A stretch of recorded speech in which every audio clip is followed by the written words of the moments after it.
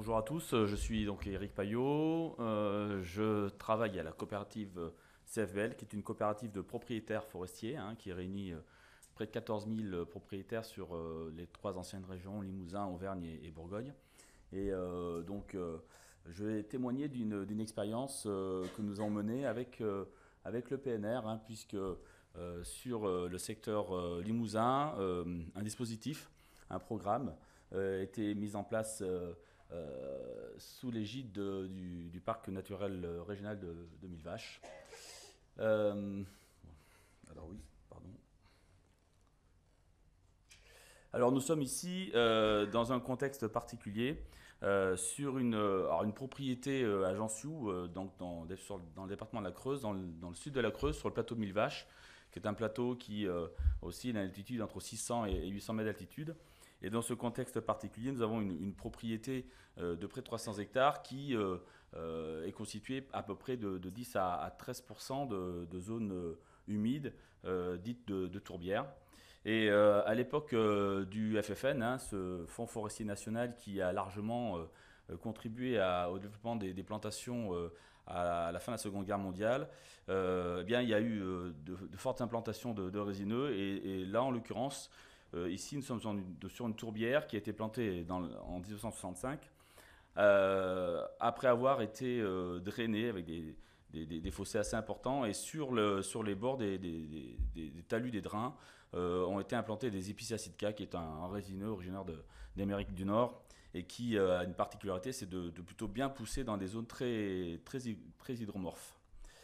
Alors, ce contexte-là était particulièrement dégradant pour le fonctionnement de la tourbière, puisque d'une part, en stabilisant les talus, les berges du ruisseau, ça ne permettait plus, et surtout en les renforçant, ça ne permettait plus au ruisseau de s'étaler de pouvoir sortir de son lit et d'aller sur la zone de tourbière, ce qui fait qu'on le voit ici, c'est une photo qui a été prise il y a 5 ans, avant que les travaux soient effectués, où on voit effectivement la Molinie qui est très sèche, et puis on a des phénomènes aussi de blanchissement de la sphaigne sur les périodes estivales.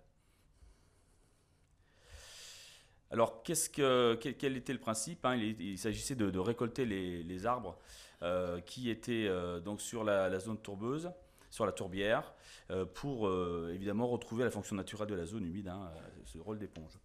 Alors la particularité de ce chantier, ce qui fait le fait que ce soit remarquable, c'est que nous avons utilisé une technique qui est la technique du câble-mât. C'est finalement, vous voyez sur les photos, un câble aérien qui est fixé à peu près à 12 mètres du sol, parallèlement, sur lequel va circuler un téléphérique, un chariot téléphérique, et qui va permettre finalement d'extraire les arbres sans avoir à pénétrer sur la parcelle avec des outils conventionnels de type pneu ou chenille. En l'occurrence ici, cette technique, elle était pas du tout, la technique traditionnelle, conventionnelle n'était pas utilisable puisque la portance du sol sur la tourbière n'était pas suffisante. Alors la seule photo qui est réellement originale, puisque c'est un chantier qui a été fait en 2015, c'est la photo de gauche. Les deux autres photos, c'est simplement pour vous montrer, illustrer un petit peu la technique, et vous montrer qu'effectivement les arbres sont extraits de la parcelle en entier et ensuite sont façonnés. Vous voyez, quand ils arrivent sur la photo de droite, lorsqu'ils arrivent sur le bord du chemin, ils sont façonnés, repris par un engin. Là, on est en dehors de la tourbière et façonnés selon les produits d'exploitation.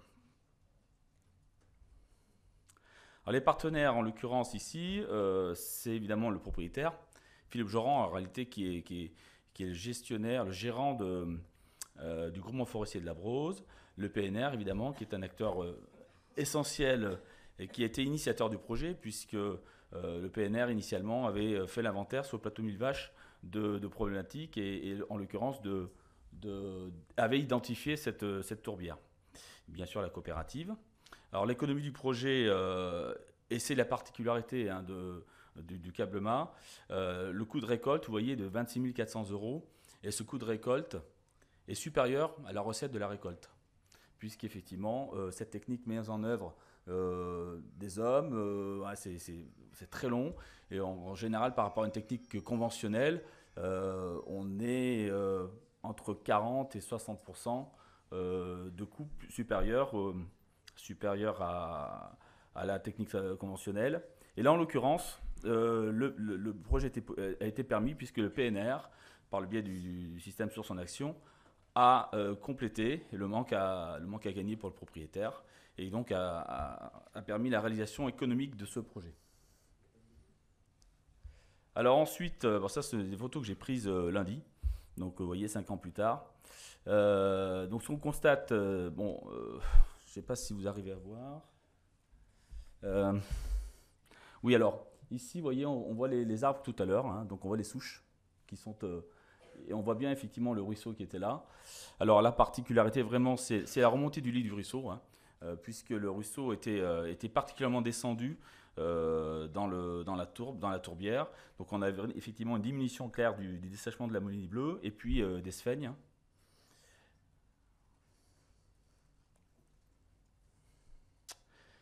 Et donc à la question des effets co-bénéfiques en matière de biodiversité, ce qu'on constate et ce qu'on a pu... Alors ça, contact visuel, c'est Bergeronnette des Ruisseaux qui est revenu qui est revenu en tout cas, qui était présente sur le site.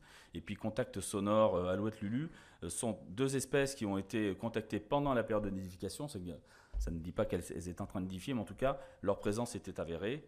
Alouette Lulu en plus avec des champs de parade. Et évidemment sur les zones d'eau stagnante, on a vu l'apparition de reproduction d'amphibiens en fait, hein, des œufs tout simplement. Et puis un élément qui, plus globalement, a été extrêmement intéressant dans cette approche, c'est finalement une convention. Alors j'ai mis convention, j'aurais pu mettre plutôt charte. Hein, une charte qui a été signée entre la CFBL, qui est gestionnaire majeur des forêts sur le territoire, et le PNR pour, autour de la forêt, avoir davantage d'échanges et travailler ensemble sur des propositions de gestion qui peuvent aussi, bien sûr, intégrer les zones humides. Voilà. Merci.